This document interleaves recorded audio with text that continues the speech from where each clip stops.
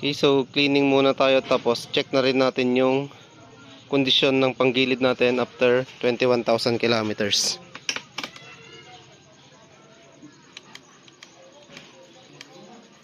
Ayan.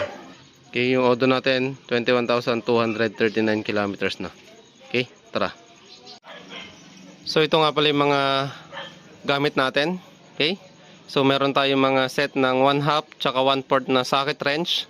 Siyempre meron din tayong 1/4 tsaka 1/2 na torque wrench. At meron din tayong impact wrench. So lahat ng to ay makikita nyo sa Manong Tools PH. Okay, so hindi lang ito yung mga benta nila, marami pa. Ayan, visit nyo lang sila, tapos ayan, bili na rin kayo. Okay,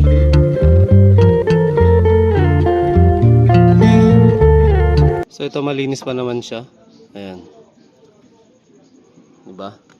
So ang kailangan lang natin siguro check yung kondisyon ng mga bola, itong belt natin, tapos ito kailangan natin maggrasa lang siguro rito kasi ayan, sobrang linis pa rin naman talaga.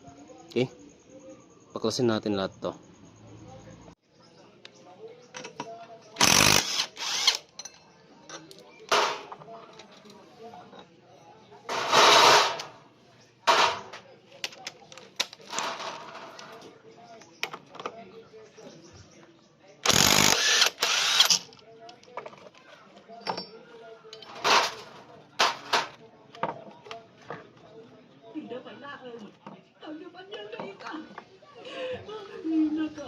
Sakit ni Dole.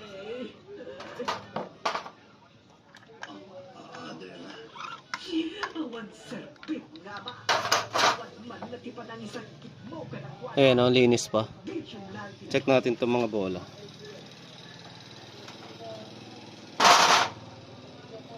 Okay, ganda, hindi naman nag-stack up. Ito yung bola. Ayan, medyo okay pa naman. Okay, so linisan lang natin to, tapos magre-regress tayo. Okay, tara.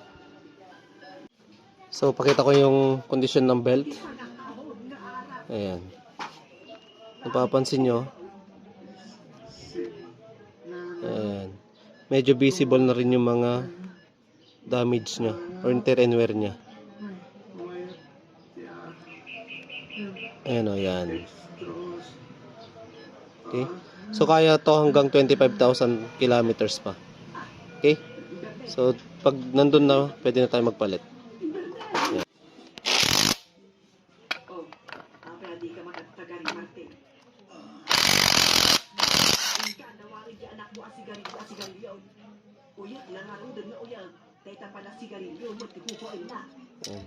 Konting regress lang,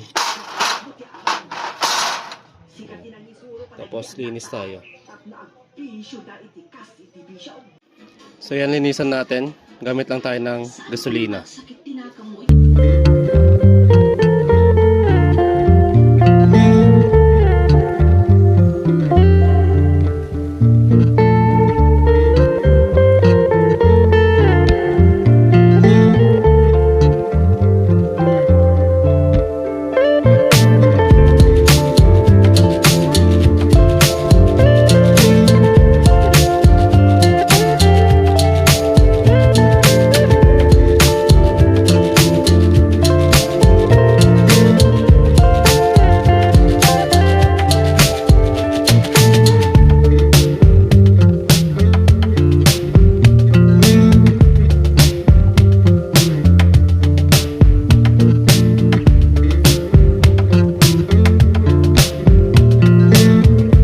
So nailagay na natin lahat. Ngayon panda rin natin. Okay?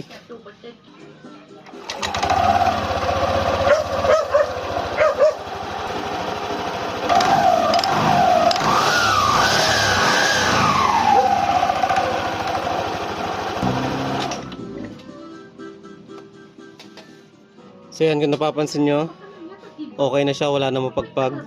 Tapos maganda rito, ayan, tama lahat ng higpit natin. Okay, so yan, takpan na natin, tapos goods na to.